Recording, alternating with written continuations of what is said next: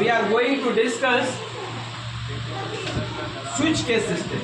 That means if we want to check a multiple condition at a time, so we will apply the switch case.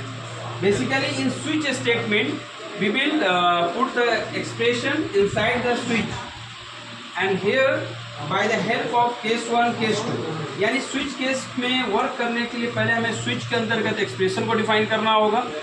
वो expression suppose हम चाहते हैं कि कोई भी users 1 press करे तो जनवरी है, 2 प्रेस करे तो फरवरी है. तो ऐसा करने के लिए क्या करेंगे, स्विच, और स्विच के अंदर पैरेंथेसिस के इनसाइड में हम लोग डेज या मंथ को वेरिएबल्स को डिफाइन करेंगे. और वेरिएबल्स डिफाइन करने के बाद क्या करेंगे, कंडीशन डिफाइन करेंगे. केस 1 अगर होगा तो केस 1 क्या कर देंगे, जनवरी, और after case 1 you must define the break. अगर केस 1 लिखे हैं लेकिन अगर ब्रेक डिफाइन नहीं किए तो without break it can not be possible to execute the multiple statement. So we must define case 2 condition after that break.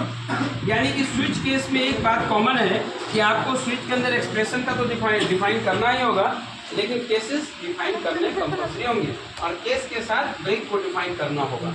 और यह प्रोसेस तब तक चलता रहेगा जब तक कंडीशन हमें ट्रू करना है. But this is very important कि इसका एंडिंग करने के लिए, that means if you want to end the switch case you must define the default statement. Which statement? Default statement. That means default, when you define the default, by default it will be executed. That means हम कह सकते हैं कि default हमारा else part की तरह काम करेगा. तो default में क्या है कि यानी कि हमारे 7 कंडीशन है, तो 7 कंडीशन के बाद जो भी स्टेटमेंट आएगा वो कहाँ पे जाएगा, डिफॉल्ट पे चलेगा जाएगा. ओके, तो this is very important. Every times when you right the code आप डिफाइन करें तो इस चीज़ का ध्यान रखें. Let's start.